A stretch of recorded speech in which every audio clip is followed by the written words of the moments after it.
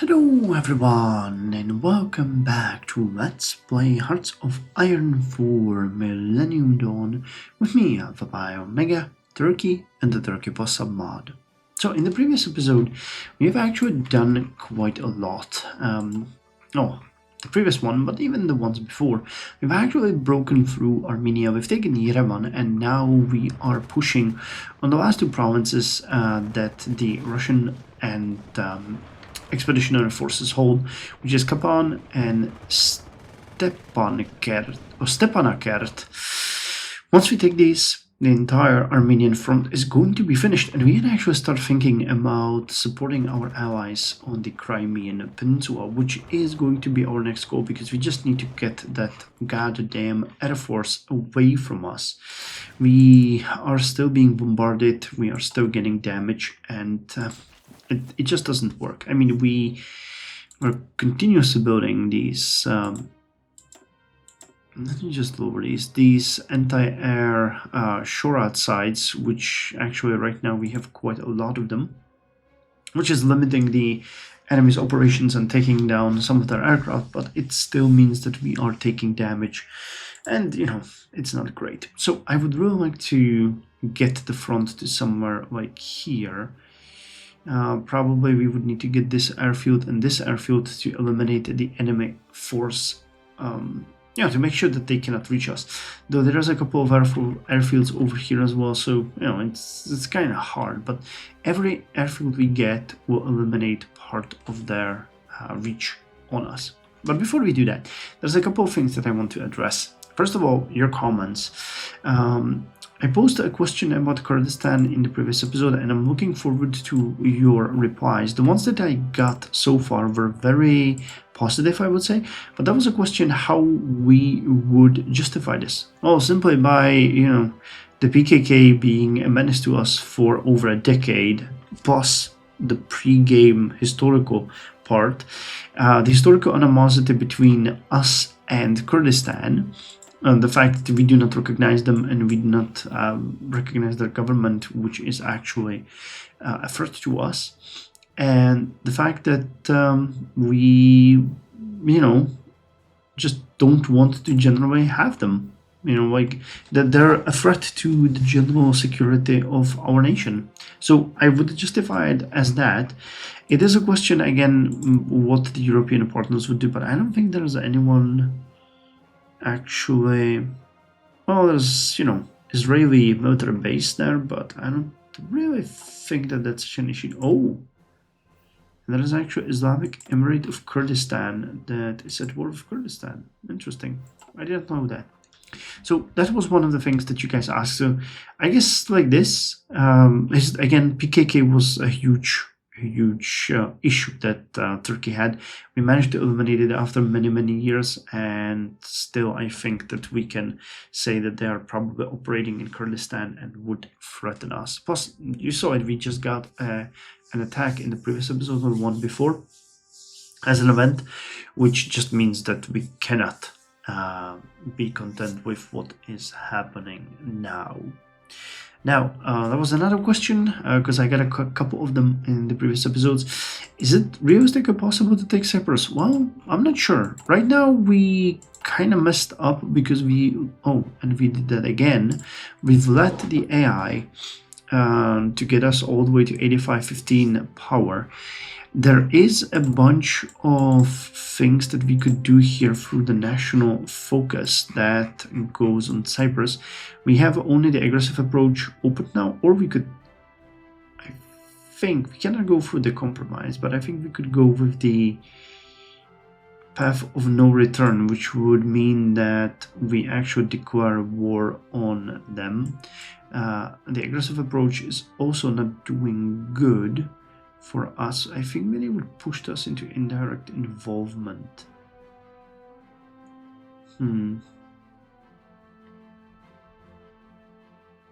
Now we could basically have a war happen on Cyprus, between Cyprus and Northern Cyprus. But considering Cyprus got into NATO, I kind of think that we bamboozled ourselves, because now we cannot do it unless we risk a total war with NATO. So I don't really know how that will work, to be quite honest. I don't know if there is a way to do it. Maybe the best way we could do it is just to keep the stalemate on. I'm not sure.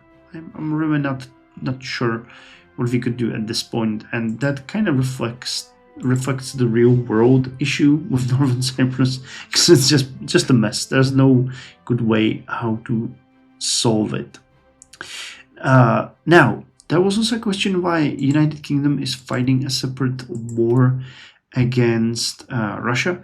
I think it's because they left the EU, to be quite honest, and they are probably not part of the NATO as well. No, okay, so they are in EU, but they might not be a member of the NATO. Yes, I do not see them as part of the NATO. Because, you know, we are allied with all of them, and they are not. They actually have a separate alliance with the Netherlands. How they got involved in that war, I actually do not know. I think there might have been some kind of a involvement, but yes, they're fighting a separate war against Russia. So I think that they have left NATO, and thus they got called in, but we don't know how. That's something that I missed. And last but not least, someone asked about the Roman Empire. Actually, someone. It was the same person asking about United Kingdom. And, well, to be honest, I don't know all of the Italian focuses, but I'm pretty sure there is a Roman one. If we type in Roman, we will most... Oh, no, that doesn't help us much, because... What's it called? Empire? Is it called Empire or Roman Republic? So if we search their focuses for Republic,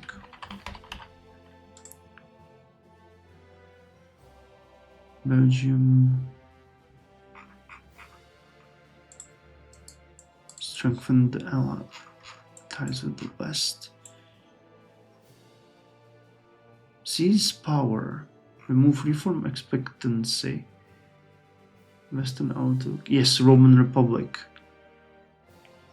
So the old ways, dismantle the nation. So they went through the ideology debate, the old waves, and they went with seize power towards monarchy, new kingdom, secure the succession, or they went with the new Rome.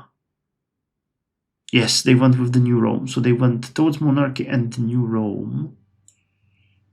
No, wait. Seize power, maintain the republic, and then you march on Rome.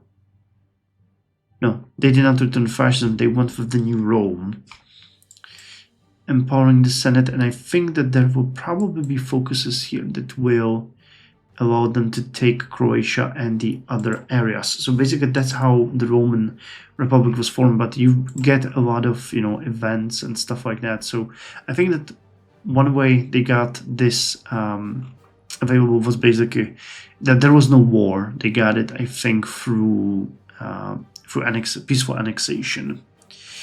All right, well, last but not least, before we start the war, we have to do a couple of things, and one of them is I would actually like to design our first aircraft. We are not going to put it into production, but I think the time has come for us to actually see what we can do here, because that is a thing that I have been putting off. Considering our research, we do not really have access to the 5th generation or the 4th generation medium aircraft. So we'll have to do the light aircraft and hope that we can eventually research this one, which I don't think we can at this point. Yeah, aircraft experimentation would have to be finished. So we can design a light aircraft at this point, which is not great, but are also significantly cheaper from what I understand. The Motors have more slots maybe and better equipment, but for us that doesn't really matter at this point. Now you guys, plane production, reliability, radar advantage, speed and flight range, or funds gain, Design team costs. Alright, well, we need you then. And speed and flight range. So we're going to be part of this. And let's see. We don't want to call it 4th generation fighter. We're actually going to call it Hunter H11. And it is going to be called Ashdar.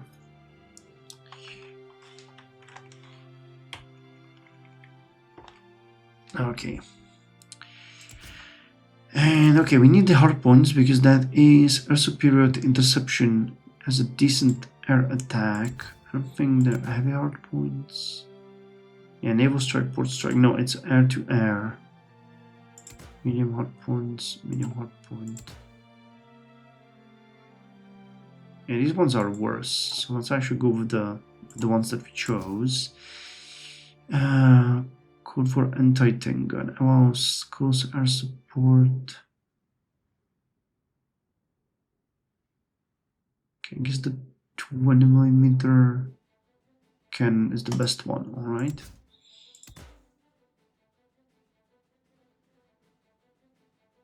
You didn't provide any benefit, alright, so let's not put you there. Now, when it comes to the engine, what do we have? Double engine, single engine,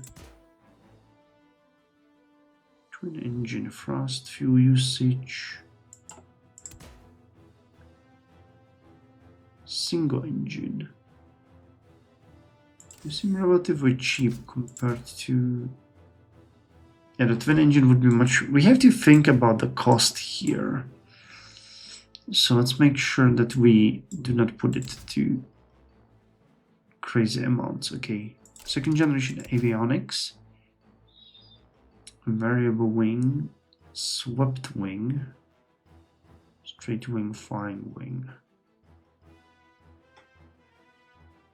Our defense, strategic bombing.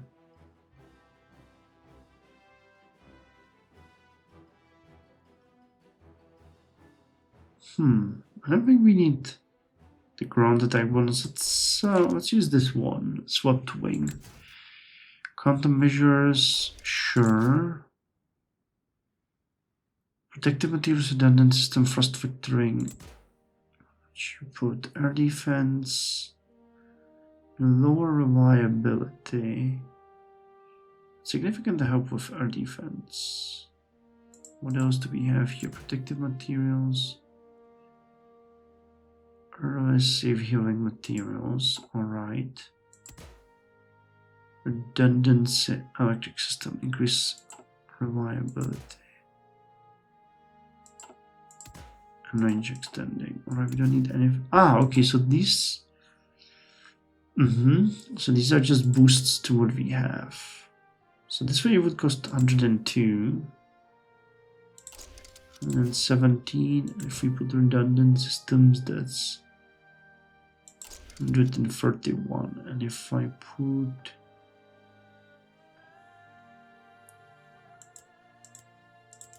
Radar to max, it's 144. Engine max, it's 157. Reliability 92. What are we getting from this? Speed, frost.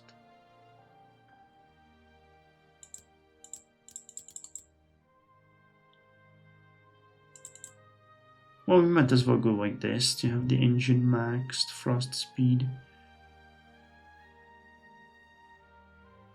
And you lower fuel use too, right? Yes. Production cost increased. 151. So you basically cost like 3 tanks? Yeah, about 3 tanks worth. Anyway, we could make this a little bit cheaper. It would not make any sense. You also do not help anything. Yeah. So let's choose a different look for you. Defense reliability. Anything redundant? You already have those.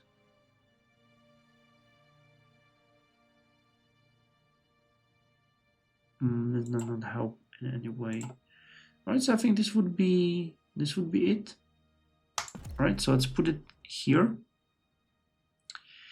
And do we have capacity to start producing you?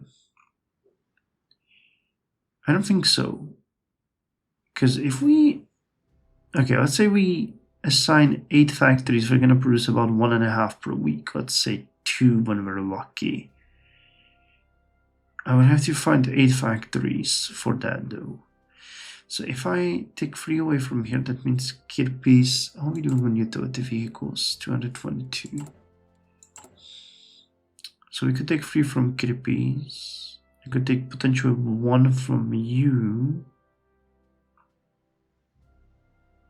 I can't from you or from the infantry weapons. Well, unless I want to take away from tank, yeah, we don't have anything to produce it. Actually, we would maybe even do better if we started producing ATGMs and mounted ATGMs domestically, because those are really not something that we have a lot of.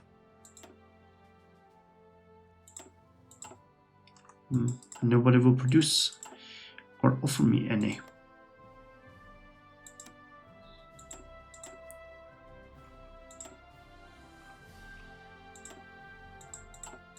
Nope.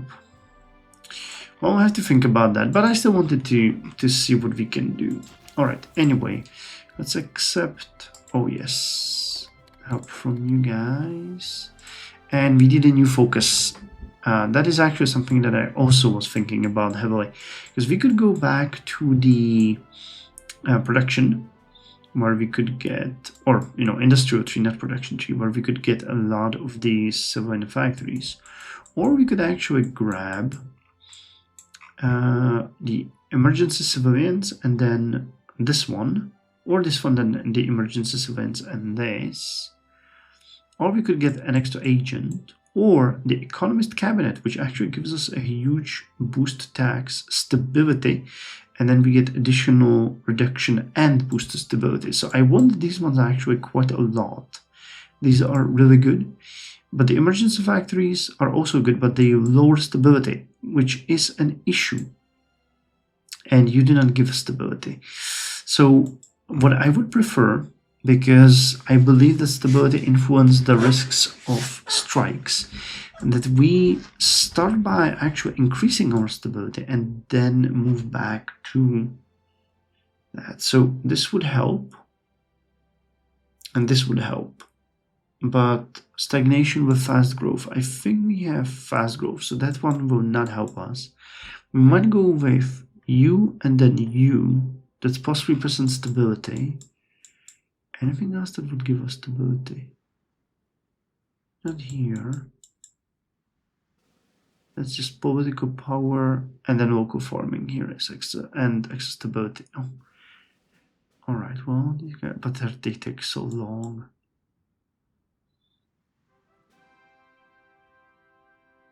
There's additional 3% here.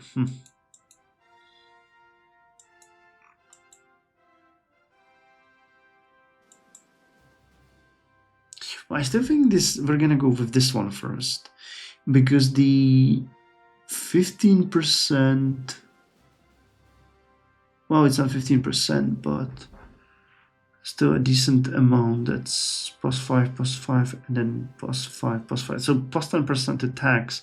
Well, actually do us wonders, because we are bleeding a little bit of power, but if we get an extra 3 billion, that would be good. So let's start with this one. We'll go through this tree. That's actually +3% stability. Then we can get the emergency civilians. Or alternatively, we could get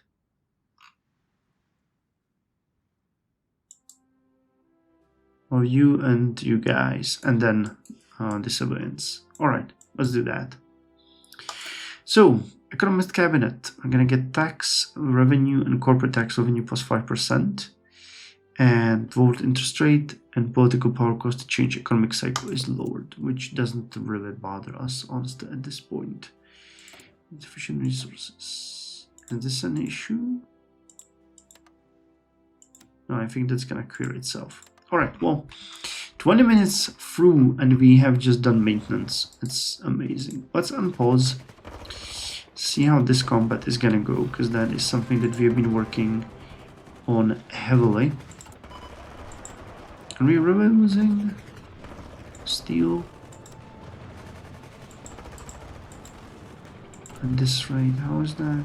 Is it because we gained more factories? Yeah, I think we're repairing stuff at an almost alarming level.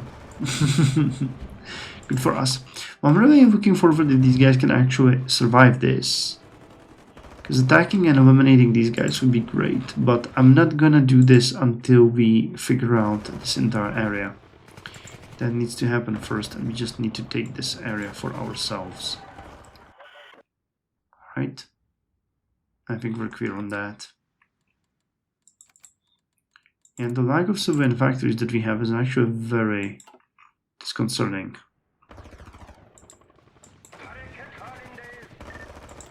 Okay, you guys are attacking and making a good job of that. Yep, let's get rid of you. We are reinforcing, aren't they? 4 hours. Well, I think we're good. These guys will not do much to deter us from our goal. They're generally speaking just fluff.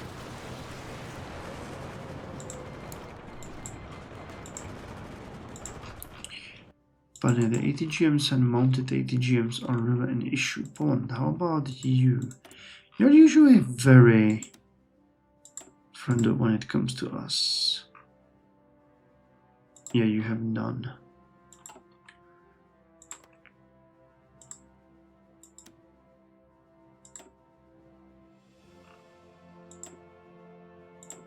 Nope. Nope.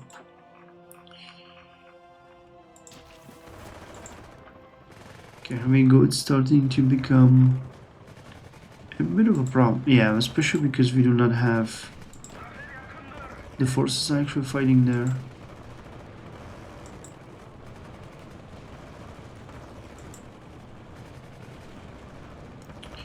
So how about we stop?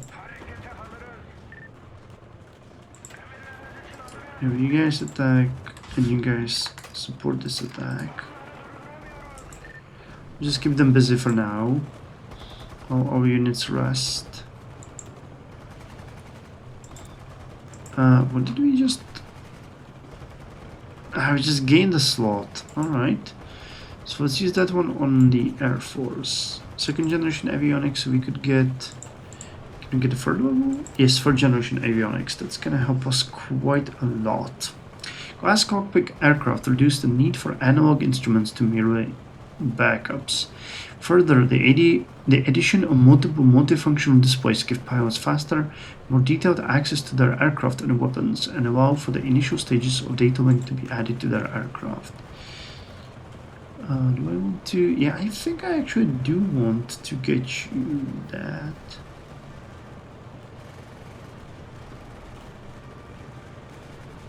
Yeah, it's gonna trade them a little bit, and we need to get them a couple more skills. So guys, you need to punish yourselves.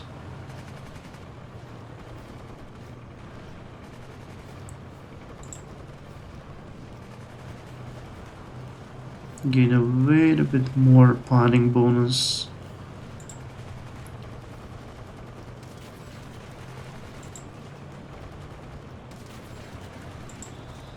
Actually, this is looking surprisingly good.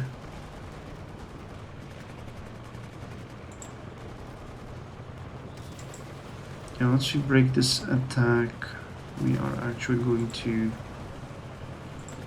attack again. Fighting bonus would be great, but I still think that time beats everything else in this case. 96, 97, 98.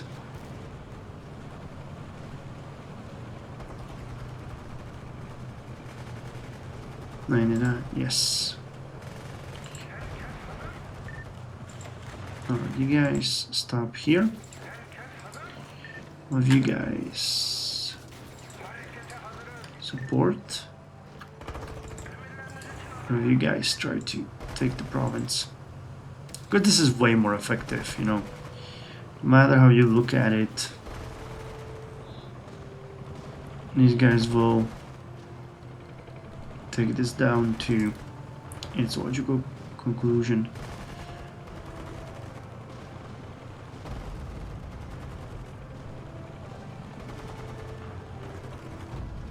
Yeah, just break them down. And this one will not be able to resist us for much longer.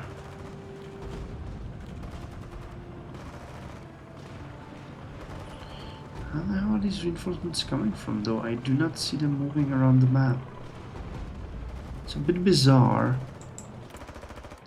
Prototype decisions. And I just cannot see similar way. Make it barrel launched, make it cross generation.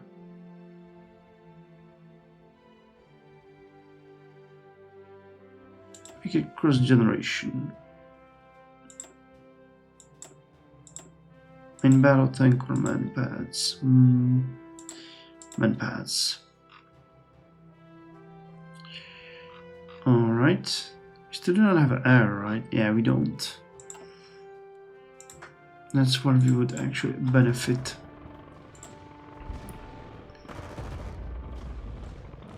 I think they're really coming in from Iran, really.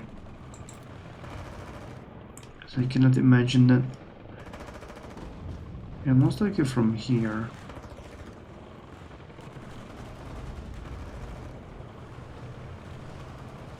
Doesn't seem realistic otherwise. Because I did not see the movement. And I know that they have access to Iran, so... Alright, we got it. And yes, they are attacking us from Iran. No, actually from Artash.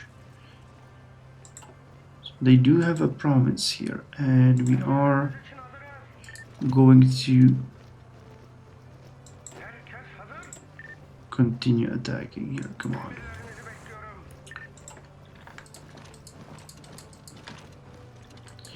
Oh, you can't.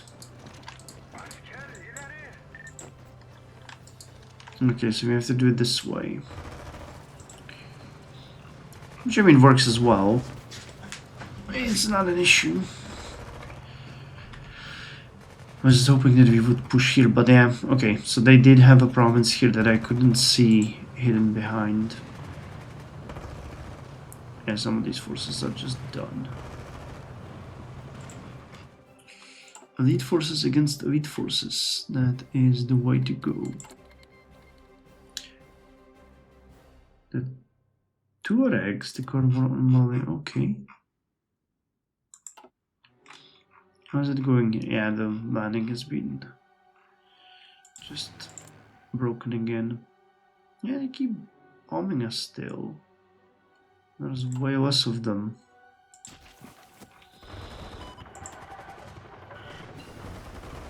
Okay, 2010 torpedo has been finished. Do we have anything else that we want?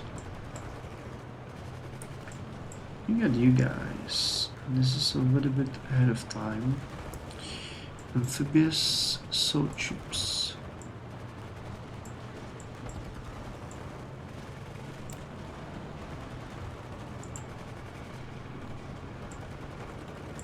Do we want a better submarine? I think we might want to start working at cruisers. Typically the largest assault ship in a modern fleet, besides aircraft carrier and amphibious assault ship. These powerful assets can cover the entire globe's oceans and seas. Historically geared towards air defense, while destroyers were tasked with surface warfare, modern cruisers have an incredible arsenal of weapons at their disposal, greater than any other combat ship. Cruisers can be used as the basis for an entire battle group, with a large capability for sensors and combat management systems.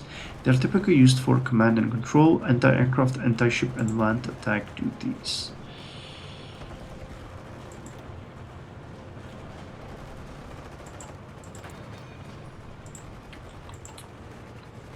Alright, so we just need to finish off the elite units. Yeah, but the casualties they're taking is just done. The Tuareg Rebellion of 2012.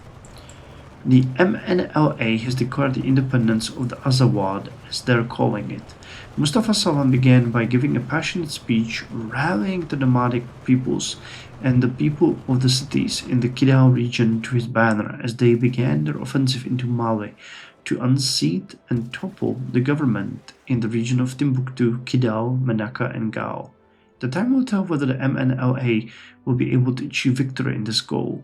Islamist forces have flocked to the banner of the MNLA, seeking to achieve a seat on the new government's body of Azawad. So here's Mali, and you are just at war with these guys, Tuaregs.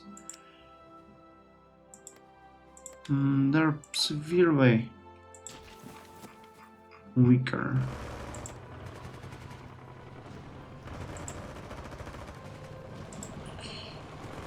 Okay, you guys need to stop and rest. And just make sure to cover you using our other forces. No rest for the wicked. Yeah, we have just insane deficits in everything. Let me see the compliance on Bulgaria. We haven't checked it in a while. 2642. Oh, this is actually really good. You're at 37 already. 54%. Resistance is non-existent almost.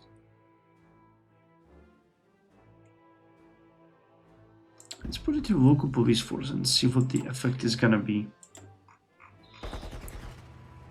Okay, 92%, 91.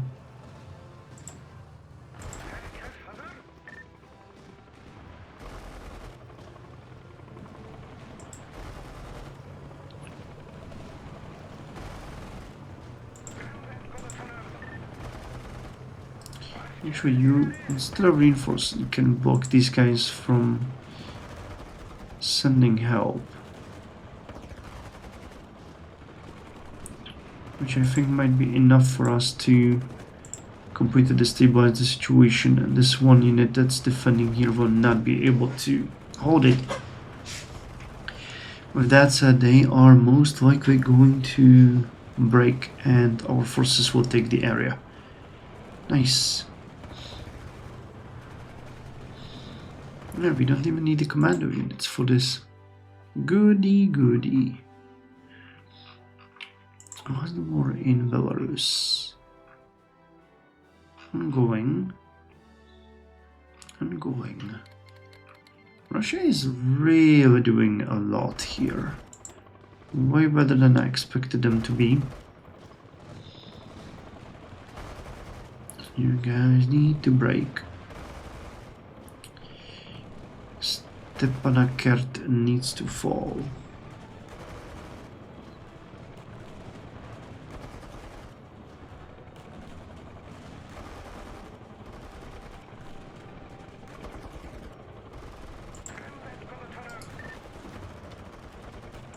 Just keep the pressure on. We're almost done.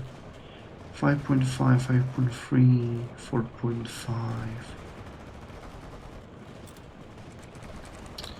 Network infrastructure.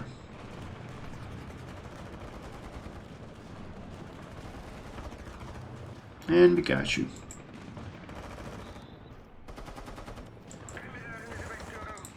At which point, all we're gonna do is this. And this is an encirclement and elimination. Boy, we're gonna get a lot of stuff from this one. Anyway, thank you very much for joining me, and I'll see you in the next one, where we are going to finish this.